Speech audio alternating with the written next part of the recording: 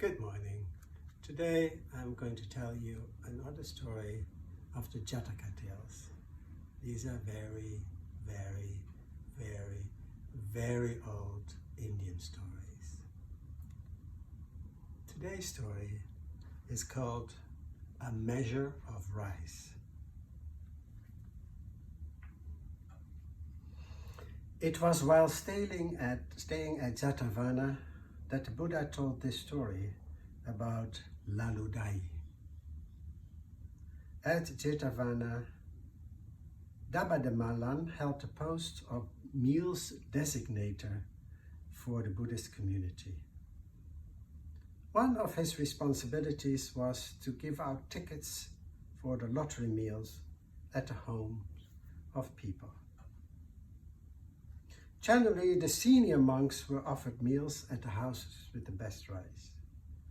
But where each monk actually went depended on how many monks there were in each seniority group on that particular day.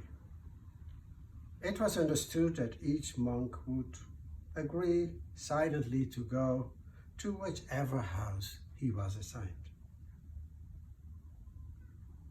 If Laludayu received inferior rice, however, he was not quiet. Instead, he would loudly complain about the allotment.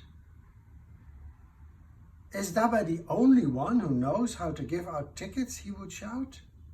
"Some of us could do just as well as he does." One day, when he was making a disturbance like that, the other monks handed him the ticket basket and said, "Here, friend, from now on, you may give out the tickets. Show us what you can do." Laludai, however, he could not distinguish between the houses with higher quality and lower quality meals. Nor did he know how to arrange the monks according to seniority. After they had been arranged one day, he made marks on the wall and on the floor to indicate the limit of each seniority group. The next day, although the numbers of bhikkhus, monks in the groups were different, Laludayu insisted on using the marks from the day before. "Friend," the other monks protested, "the numbers are different today from what they were yesterday. The lottery and allotment of tickets for the better meal should be according to seniorities. But your marks are not correct." "What do you mean?" Laludayu answered. "These marks were correct when I made them. No one's seniority has changed. Why aren't you standing according to the marks? Why should I trust you instead of my marks?" Finally, all the boys dragged him out of the hall. "Friend Laludayu," they shouted, "you are not fit to allot the tickets. When you give them out, nobody gets what he deserves. Please get out of here." Hearing the noise and the commotion, the Buddha asked Ananda what was happening. Ananda explained that Laludayu had made a mess of the food allotments. And the Buddha replied, "This is not the first time that Laludayu, through his stupidity, has deprived others of what they deserve. He did the same thing before." At Ananda's request, the Buddha told this story of the past. Long, long ago, when Brahmadatta was king in Varanasi, the Bodhisattva was the king's official appraiser. It was his job to value horses, elephants, jewels, gold, and real estate, and to pay the owners the proper price for their goods or property. King Brahmadatta was a greedy man. and his greed told him that he was losing his wealth because his appraiser was so honest. This appraiser, with his naive style of valuing, will soon deplete all my wealth. I should get myself another appraiser. He opened his window and he looked down into the palace courtyard. There he saw a simple-looking farm boy whom he judged a likely docile candidate for the post. So the king impulsively sent for the fellow and asked him whether he thought he could do the job. "Oh, yes, sire. It sounds easy enough," answered the farm boy. And the king immediately appointed him as the new royal appraiser. Of course, the fool had no idea of the true worth of elephants, horses, gold, and jewels.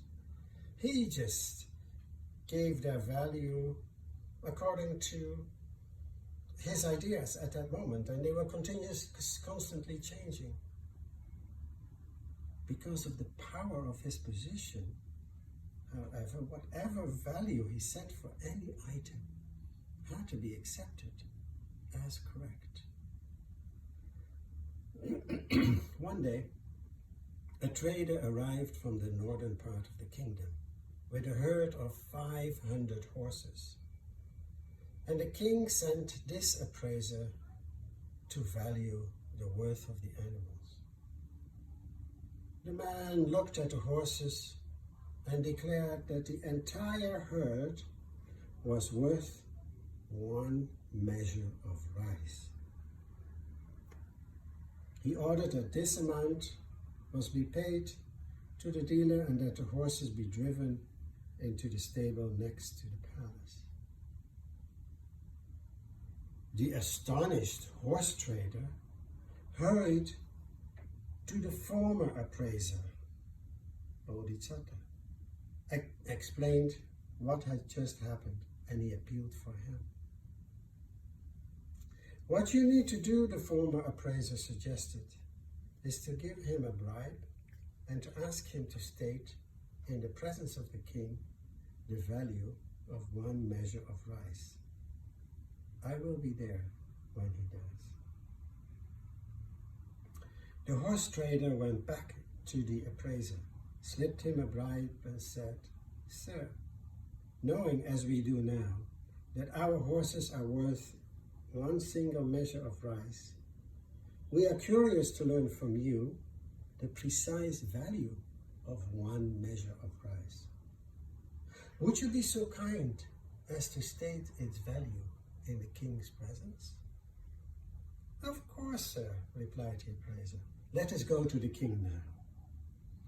They went to the throne room where the king was, surrounded by many ministers and advisors. The former appraiser stood inconspicuously at the side. After paying his respects to the king, the horse trader said, "Sire, I am not disputing your appraiser's decision that the value of my 500 horses is a single measure of rice. I would request, however, if I may, that your majesty ask your appraiser to declare the value of that 1 measure of rice." Since he had not been informed of all that had already taken place, the king didn't understand what the horse trader was asking. "Appraiser," the king asked, "what is the value of this man's 500 horses?" 1 measure of rice, sire," he replied. "Well then, my friend," asked the king, "if 500 horses are worth 1 measure of rice, what is the value of that measure of rice?" Of course, this fool had undervalued the horses to please the king. But having received the bribe, he now wanted to please the horse trader. So he declared, "Sire, it is worth all Varanasi and its suburbs. At his ridiculous answer, all the ministers and advisors clapped their hands and laughed merrily. "How silly of us," one of them cried. "We imagined that Varanasi was beyond price. But now we learn that the entire city, including the king and his palace, is just worth one measure of rice." "What a clever appraiser we have," shouted another. "How has this talented fellow kept his job so long?" asked a third. "You forget, my friend," said another under his breath, "that this idiot pleases our king." Openly put to shame, the king was compelled to send the foolish appraiser bumpkin packing and to restore the former appraiser Bodhisattva to the office. When his life ended, the wise appraiser passed away and received what he deserved. Having concluded this story, the Buddha identified the birth. He said, at that time, Ladudayi was the foolish appraiser, and I was the wise appraiser. So the moral of the story is that everybody gets what they deserve. Thank you.